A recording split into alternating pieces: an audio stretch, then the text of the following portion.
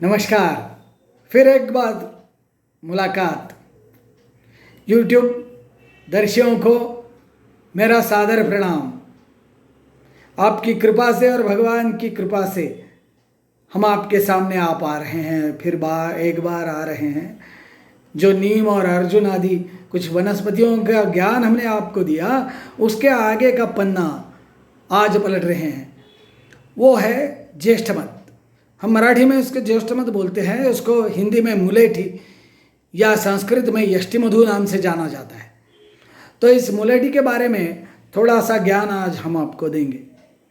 अब ठंडी का मौसम चल रहा है, इसलिए हमने इस ज्येष्ठमत का आज बताने के लिए चयन किया है। ठंडी के मौसम में गले की खराश, खांसी आदि व्याधि हो जाते हैं। तो उन व्याधियों में जो उपयुक्त औषधि है वो है मुलेठी। मुलेठी के बाजार में टुकड़े मिल जाते हैं। वो कांड जैसे दिखते हैं, लेकिन है वो उसके मूल के टुकड़े, या तो उसकी पाउडर भी मिल जाते हैं, हम आपको दिखा देंगे। तो जो मुलेठी का टुकड़ा है या पाउडर है वो यूज़ करना है। वो मूल का है, मुलेठी मूल, रूट ऑफ दैट प्लांट। तो मुलेठी को कैसे यूज़ करेंगे? उसको चूसना है बस, और कुछ नहीं। और पाउडर स्वरूप में जो है वो हम आपको आपकी दवा की जो पुड़िया हैं उसमें देते रहते हैं। तो क्या है इसके उपयोग? जब ठंडक से गले में खराश होगी, गला बैठ जाएगा, तो सबसे अच्छी चीज़ है ये मुलेठी। उसको बस चूसो। और भी इसके कुछ फ़ायदे हैं। आपको यदि कास हो जाता है, बलगम होता है, कफ होता है, तो उसके लिए भी ये मुलेठी बहुत लाभकारी है। वो दो प्रकार से यूज़ कर सकते हैं, या तो चूस सकते हैं या पाउडर में ले सकते हैं। और तीसरा प्रकार इसका यूज़ का है, इसका काढ़ा बनाकर ले सकते हैं। हम इसका काढ़ा बनाकर पिएंगे तो मुलेठी काढ़ा से आपका गला, ट्रैकिया, लंग्स, ये सब इस जो है विकृत हो गए होंगे यदि कफ के कारण या विकारों के कारण, तो वो ठीक हो जाएगा। तो ये 3 प्रकार से ज्येष्ठमत का उपयोग किन किन बातों में हो सकता है। इसको खांसी में यूज़ कर सकते हैं, कफ भरा हुआ है तो उसको निकलने के लिए यूज़ कर सकते हैं, या तो कफ खांसी के कारण बुखार आता है तो उसके लिए भी आप उसको वापर सकते हैं। तो इस प्रकार से इस मुलेठी का कफ के विविध विकारों में उपयोग होगा, और कफ निकालने के लिए विशेष उपयोग होगा। यदि हम जब देते हैं ज्येष्ठमधु तो बोलते हैं कि भाई आपकी खांसी बढ़ी जैसी लगेगी, लेकिन बढ़ेगी नहीं, क्योंकि बढ़ते ऐसे ज़्यादा खा करके वो आप थूक देंगे और उसको निकाल देंगे, और फिर आपका कफ नष्ट हो जाएगा। तो इस प्रकार से मुलेठी काम करती है। और यदि आपको इस कफ को थूकने का नहीं आ सकता, बच्चा है छोटा, थूक नहीं सकता है, तो उसको आप जवस के काढ़े के साथ दे दो, तो वो टट्टी में संडास के माध्यम से निकल जाता है। उसमें भी बलगम पतला होकर निकलने की क्रिया जवस में भी है।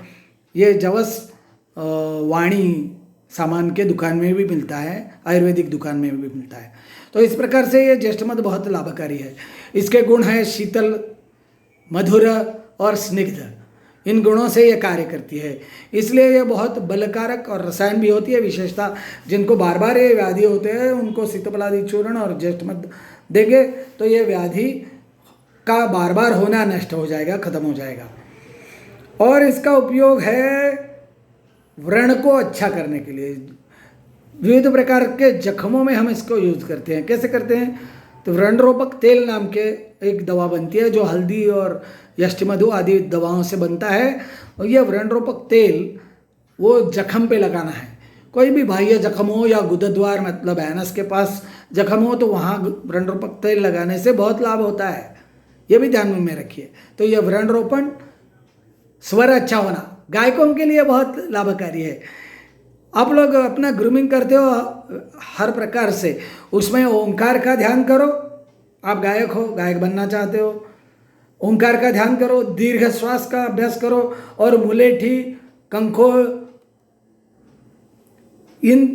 और लवंग, इन चीज़ों को चूसो, टुकड़े बारीक बारीक बारीक करके, खंडा शर्करा मतलब खड़ी साकर जिसको बोलते हैं, उसके साथ मुंह में रखो। आपका स्वर इतना अच्छा हो जाएगा कि बस आप गाते रह जाओगे। हमें गाना आता नहीं है फिर भी हम गाते हैं। आप तो गायक बनने वाले हैं, तो आपके लिए ये स्वर को अच्छा करने के लिए बहुत अच्छा है। इसके अलावा यूरिन के ट्रबल्स में भी इसका यूज़ होता है, अम्ल पित्त में भी होता है, और स्त्रियों का अच्छा दूध आने के लिए भी होता है। लेकिन इन विषय में इसका प्राधान्य नहीं है, इसलिए हम उसका ज़्यादा विषयवार डिटेल नहीं बता रहे हैं, थोड़े में बता दिया, समझ लीजिए। और यदि और कुछ आपको उसके बारे में पूछना है तो ज़रूर आप कमेंट्स बॉक्स में पूछ सकते हैं। इसके अलावा आप हमारे और भी वीडियोज़ हैं, बहुत फेमस है, वो भी देख लीजिए। ये मेरा वीडियो लाइक शेयर करिए, इस चैनल को सब्सक्राइब करिए। मेरा ब्लॉग मेरे ही नाम से है, डॉक्टर प्रसाद फाटक, उस पे जाइए, और केशव आयुर्वेदिक क्लिनिक से सर्च करिए, उसका FB पेज भी है। इन सब जगहों पे आयुर्वेद के जो अच्छी अच्छी चीज़ें आपके लिए उपयुक्त हैं उनका बड़ा डिटेल में वर्णन आया है, और हम किस व्याधियों में क्या क्या काम करते हैं वो भी वहाँ लिखा है या बताया है। उसका भी आप ज़रूर उपयोग करें। हमारे साथ के रहने के लिए धन्यवाद।